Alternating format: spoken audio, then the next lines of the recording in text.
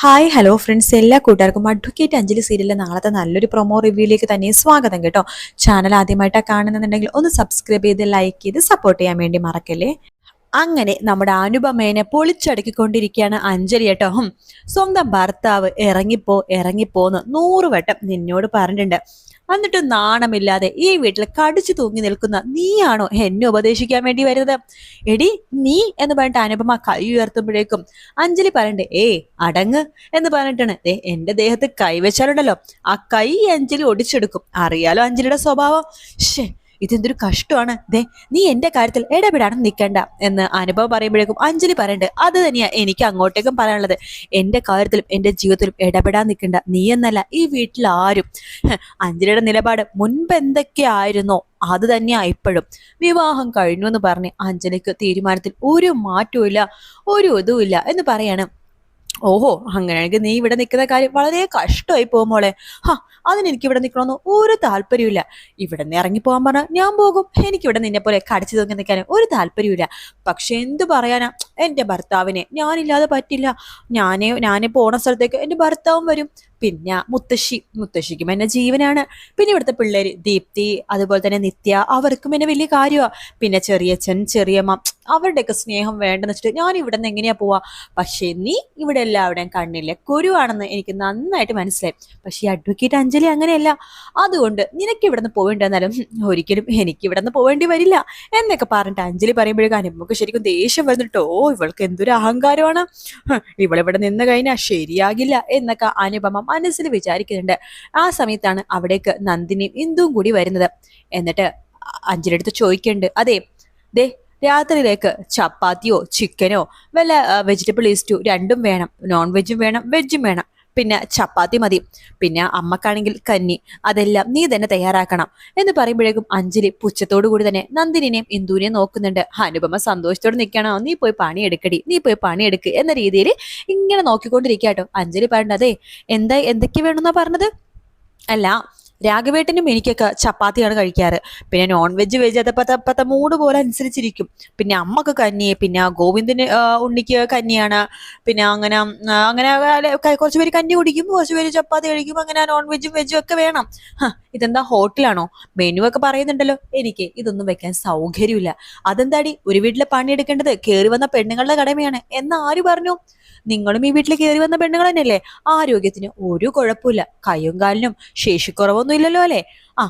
ഒരുമിച്ച് നിൽക്കുകയാണെങ്കിൽ ഞാനും അടുക്കളപ്പണിയിലൊക്കെ സഹായിക്കാം. പക്ഷെ അടുക്കളപ്പണി ഫുള്ളും എന്റെ തല കെട്ടിവെക്കാൻ നോക്കിക്കഴിഞ്ഞാൽ അത് നടക്കില്ല. ഈ വീട്ടിൽ ഇത്രയും ആൾക്കാരില്ലേ, അപ്പൊ ഒരാള് മാത്രം അടുക്കളപ്പണി ചെയ്യണത് ശരിയല്ലല്ലോ. ചെയ്യുമ്പോൾ എല്ലാവരും കൂടി ഒരുമിച്ച് ചെയ്യണം, അല്ലാതെ എനിക്കിത് ചെയ്യാൻ പറ്റില്ല.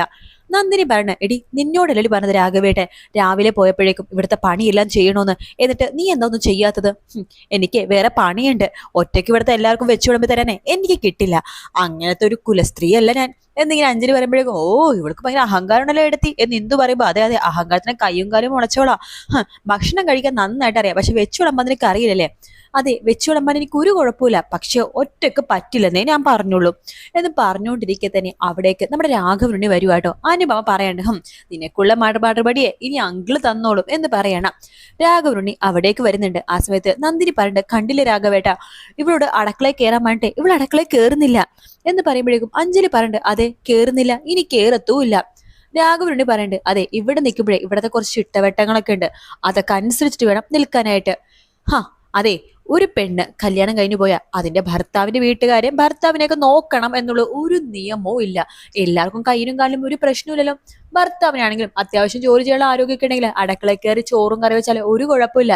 കയറി വന്ന പെണ്ണുങ്ങൾ അല്ലെങ്കിൽ ഭാര്യമാര് തന്നെ ചോറും കറി വെക്കണമെന്ന് ഒരു നിർബന്ധമില്ല. പക്ഷെ ഞാൻ പറഞ്ഞു, എനിക്കൊരു കുഴപ്പമില്ല, ഞാൻ ചോറോ കറിയോ ചപ്പാത്തിയോ എന്ത് വേണമെങ്കിലും ഉണ്ടാക്കാം, പക്ഷെ ഒറ്റയ്ക്ക് പറ്റില്ല, സഹായിക്കണമെന്നേ ഞാൻ പറഞ്ഞുള്ളൂ. ഈ അഞ്ജലിനെ ഒരിക്കലും അടുക്കളക്കാരിയാക്കാൻ ആരും നോക്കണ്ട. അഞ്ജലിയുടെ ജീവിതം അടുക്കള വരാതെ തീർക്കാൻ വേണ്ടി ആരും നോക്കണ്ട.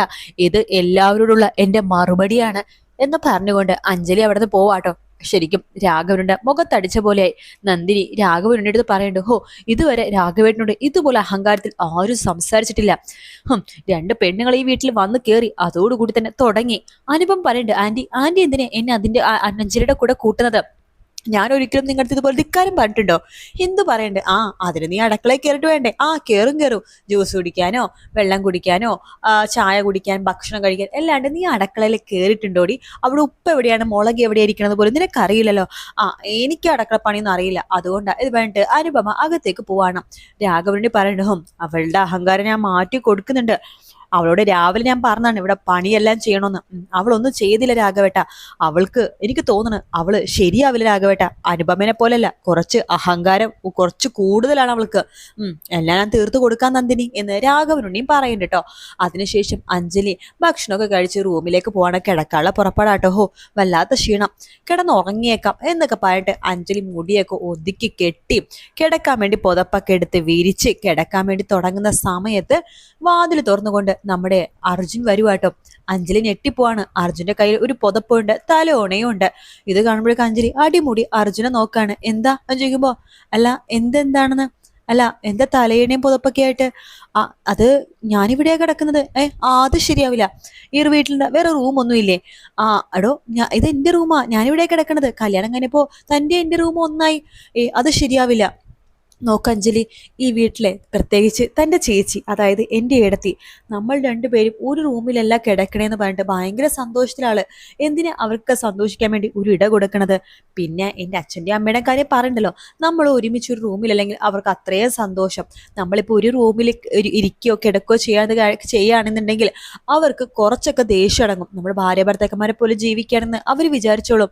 നമ്മൾ ഒരിക്കലും ഭാര്യ ഭർത്താക്കന്മാരെ പോലെ ഈ ഇടയ്ക്ക് എന്തായാലും ജീവിക്കില്ല. അതിന് എനിക്ക് കുറച്ച് കാര്യങ്ങളൊക്കെ ഉണ്ട്, കുറച്ച് ക്ലാരിഫിക്കേഷനും കൂടി കിട്ടാനുണ്ട്. അതിനുശേഷം മാത്രമേ നമ്മൾ ഒരുമിച്ചുള്ള ഒരു ജീവിതത്തെക്കുറിച്ച് ഞാൻ ആലോചിക്കുന്നുള്ളൂ എന്ന് അഞ്ജലി പറയുമ്പോൾ അർജുൻ പറഞ്ഞിട്ട്, മതിയടോ, അല്ലെങ്കിൽ തന്നെ ഞാൻ നിർബന്ധിക്കാൻ പോകുന്നില്ല, പക്ഷേ പുറത്ത് കിടക്കാൻ വയ്യ. ശരിയാ അർജുൻ പറഞ്ഞത്, ഒരു കണക്കിന് അകത്ത് കിടക്കണേ നല്ലത്. എന്റെ ചേച്ചി അനുപമ നമ്മുടെ റൂമിന്റെ അവിടെ ഇവിടെയൊക്കെ അങ്ങോട്ടും ഇങ്ങോട്ടൊക്കെ മാറി മറന്ന് നടക്കുന്നുണ്ടാവും. നമ്മൾ രണ്ടുപേരും ഒരുമിച്ചാണോ കിടക്കണേന്ന് അറിയാൻ അവക്കൊട്ടിരി പണി കൊടുക്കാം എന്ന് അഞ്ജലിയും വിചാരിക്കുകയാണ്. ശേഷം പുറത്തേക്ക് ഇറങ്ങുമ്പോഴേക്കും അനുപമ ഇങ്ങനെ നോക്കിക്കൊണ്ടിരിക്കട്ടെ. അർജുൻ വീട്ടിനുള്ളിൽ വാതിൽ തുറന്ന് അകത്ത് പോയല്ലോ. അഞ്ജലി ചവിട്ടി പുറത്താക്കുമെന്ന് കാണാൻ വേണ്ടി കാത്തിരിക്കുകയാണ്. പക്ഷെ അഞ്ജലി ചിരിച്ചുകൊണ്ട്, ഓ അർജുനെ, ഞാൻ വരുവാ, എന്തൊരു ധൃതിയായത് എന്നൊക്കെ പറഞ്ഞിട്ട് നാണം കുണുങ്ങിക്കൊണ്ട് അഞ്ജലി നമ്മുടെ അനുപമക്ക് ഒരു ഡോസ് കൊടുത്തിട്ടാണ് അകത്തേക്ക് കയറുന്നത് കേട്ടോ. അപ്പൊ അനുപമക്ക് ഈശ്വര, ഇവർ ഒരുമിച്ച് കിടക്കാൻ വേണ്ടി തുടങ്ങിയോ? എന്റെ ആദ്യ രാത്രി ഇതുവരെ കഴിഞ്ഞിട്ടില്ല, ഇവരിപ്പോ ആദ്യ രാത്രിയും കഴിഞ്ഞ് സെക്കൻഡ് നൈറ്റും കഴിഞ്ഞ് തേർഡ് നൈറ്റ് ആയാലോ എന്നൊക്കെ പറഞ്ഞിട്ട് നമ്മുടെ അനുപമ അകത്ത് കയറി പോവാണ്. ശേഷം അഞ്ജലിയും അർജുനും ബെഡിൽ തന്നെയാണ് ഒരുമിച്ച് കിടക്കുന്നത്. നടുക്കൊരു തലോണം വെക്കൊന്നും മാത്രമേ ഉള്ളൂ. അപ്പൊ അങ്ങനത്തെ കുറെ ഭാഗങ്ങളാണ് നമ്മൾ മറ്റന്നാളത്തെയും എപ്പിസോഡിൽ കാണാൻ വേണ്ടി പോകുന്നത് കേട്ടോ. എന്തായാലും നല്ല നല്ല എപ്പിസോഡ്സ് തന്നെയാണ് ഇനി വരാൻ വേണ്ടി പോകുന്നത്. പിന്നെ നാളെ ആയിരിക്കും മിക്കവാറും അർജുനെയും അഞ്ജലിനെയും ഇല്ലാതാക്കാൻ വേണ്ടി ആ ഗുണ്ട വരുന്ന ഭാഗം ഉണ്ടല്ലോ, അത് മിക്കവാറും നാളെ തന്നെ ആവാനാണ് ചാൻസ്. കാത്തിരുന്ന് കാണാം ഫ്രണ്ട്സ്. വീഡിയോ ഇഷ്ടപ്പെടുകയാണെന്നുണ്ടെങ്കിൽ ലൈക്ക് ചെയ്യാനും സബ്സ്ക്രൈബ് ചെയ്യാനും പിന്നെ കമന്റ് ചെയ്യാനും മറക്കല്ലേ. മറ്റൊരു വീഡിയോ ആയിട്ട് വീണ്ടും കാണാം. Take care, bye bye.